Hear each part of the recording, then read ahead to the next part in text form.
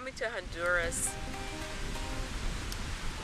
has opened up a whole new world for me in terms of the kinds of work that I want to do. It helps me to understand that my world is much bigger than the work that I do in the United States, even the work that I've been doing in Cuba. It really helps me understand that there are women of color all over the world who need not only technology, but they need someone to be their sister in a good way, to give them care and give them the things that they need, but to also look at them and to say, I know you and I love you and you're whole and perfect, and to just let them rest in our arms. And by letting them do that, it heals all of us. And when I look at black women and women of color around the world, I see how wounded we are and how hard we work to make money and how hard we work to take care of our families and how hard we work to have our babies and how broken down our health is, but we do it anyway because we know we have to do it. And so the little thing that I can do is just to acknowledge my sisters. And by doing that, it helps heal my own woundedness. And so now I can see myself not only in Honduras, but I see myself in Peru. I see myself in Brazil, in Africa, in Nicaragua, in Venezuela, in all those places where we've been flung. Healing myself, healing my sisters, and asking those women who want to join in this great adventure to come and be with me. Here we are in beautiful Tocamachu at the far corner of Honduras, in the land of the Garifuna, the Africans who refused to be enslaved by the Spanish, who refused to fight for the British, and have maintained their culture, their language, and their way of being. And we're here with the brigade, and the part that we're doing is we are working with the midwives to provide some continuing education and some resources and some supplies. And we are so blessed to have you here with us. And so we know you as our Queen Mother, Umfalama, the Director of Midwifery for the Birthing Project USA and International. Didn't we start doing midwife training on Monday afternoon? Yes. And you continue on Tuesday in Limon. And then then you worked all day. The next day you traveled to Siraboya. And then you did midwife training all day in Siraboya. And then the next day, Thursday, we traveled to Tocamachu by canoe. By canoe that we almost swamped and ended up full of water. And so this is the final day of midwife training, and we are in Tocamachu.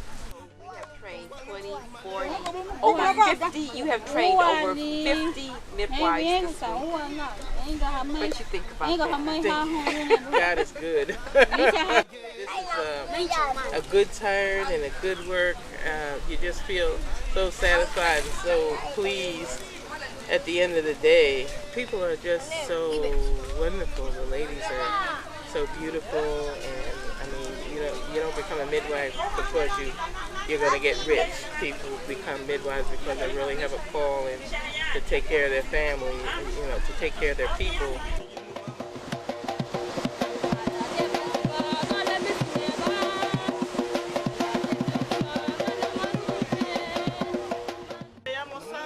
My name is Sandra Martinez.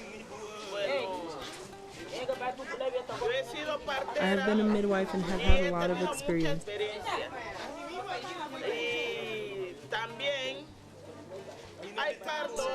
And also there are births in which give us midwives problems. Then we have to take that pregnancy from here to the city. But there are other births that God helps us so that the patient delivers here.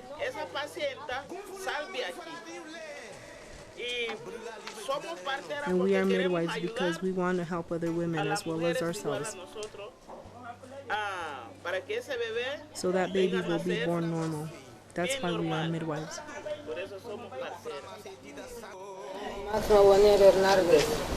My name is Maclovia Bernales, and I am a midwife from here in Limon. This experience was given to me by my mother and my grandmother. So since my mother died, she left this work for me. So I do it like these women.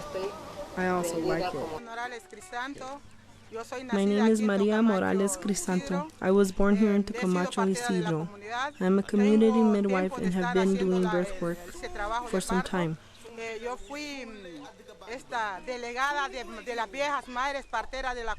was a delegate of the elder community midwives, but in those years of the 60s and 70s, I was the one who delegated activities for the elder community midwives. And that is when I began to learn more about birth. For me, it is a way of life. And furthermore, it is the love of the community. Children, I have a lot of love for the children of the community. And I also like the betterment of the community. And that is why I became a midwife.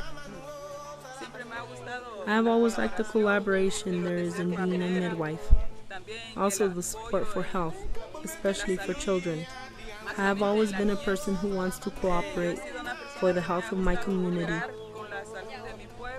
And I have had a lot of success in my work with infants.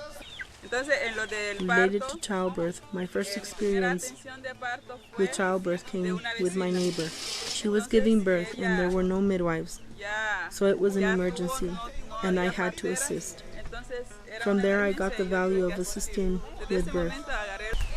Nosotros felicitamos al grupo de parteras africanas. We greet the African midwives group participating from the United States to Honduras, and we wish you good luck and that you continue with your plan to continue to support us in this work. De nosotros para seguirnos apoyando en este trabajo. Sí.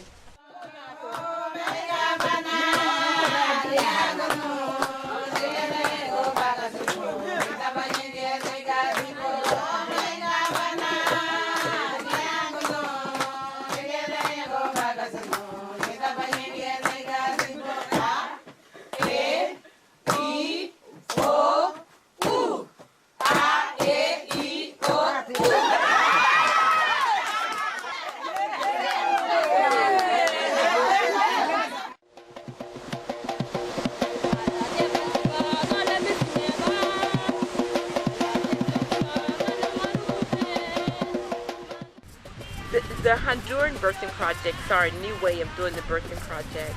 Traditionally, the birthing projects are actually matching up community volunteers with the pregnant woman and having her provide social support to that woman during her pregnancy and for a year after the baby is born.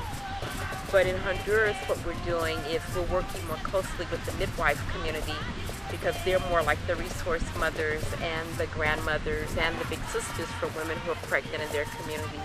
They know who's pregnant, they keep an eye on them, and so what we're doing is supporting the midwives instead of doing the traditional sister friend model. And here in Honduras, we have a project in Limon, we have one in Siraboya, and now we have one in Tocamacho.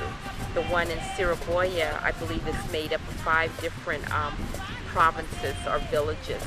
So technically that would be about 7 projects that we now have in Honduras, and that we're committed to now providing support to these midwives for as long as we can. This has been a very, very good trip.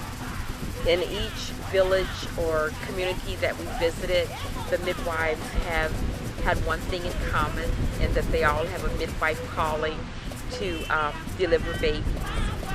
But all of their circumstances have been different, and so we've tailored the program that we've brought to meet the needs of each community.